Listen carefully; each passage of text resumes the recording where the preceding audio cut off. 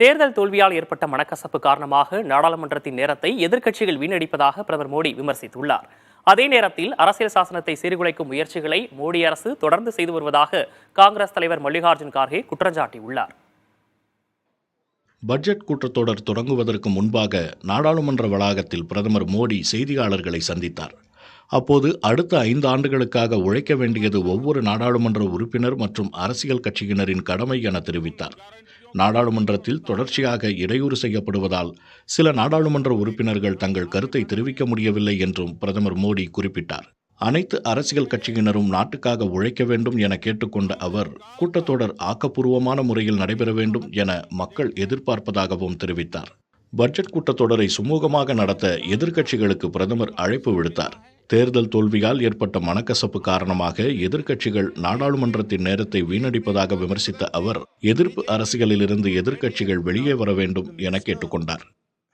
मैं सभी राजनीतिक दलों से भी कहूंगा कि आइए हम आने वाले 4-4.5 साल दल से ऊपर उठ करके सिर्फ और सिर्फ देश को समर्पित होकर के संसद के इस गरिमापूर्ण मंच का हम उपयोग करें. जनवरी 29 जब चुनाव का वर्ष होगा, आप उसके बाद जाइए मैदान में, सदन का भी उपयोग करना है कर लीजिए. वो 6 महीने जो खेल खेलने खेल लीजिए, लेकिन तब तक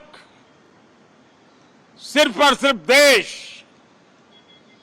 देश के गरीब, देश के किसान, देश के युवा, देश की महिलाएं, उनके सामर्थ्य के लिए, उनको एम्पावर करने के लिए जन भागीदारी का एक जन आंदोलन खड़ा कर करके 2047 के सपने को पूरा करने के लिए हम पूरी ताकत लगाए. இதனிடையே அகில இந்திய காங்கிரஸ் தலைவர் மல்லிகார்ஜுன் கார்கே சமூக வலைதளத்தில் வெளியிட்டுள்ள பதிவில், அனைத்து அரசியலமைப்பு மற்றும் தன்னாட்சி அமைப்புகளை நிர்வாக ரீதியாக கைப்பற்ற பாஜக எவ்வாறு RSS-ஐ பயன்படுத்துகிறது என தாங்கள் அறிவோம் என குறிப்பிட்டுள்ளார்.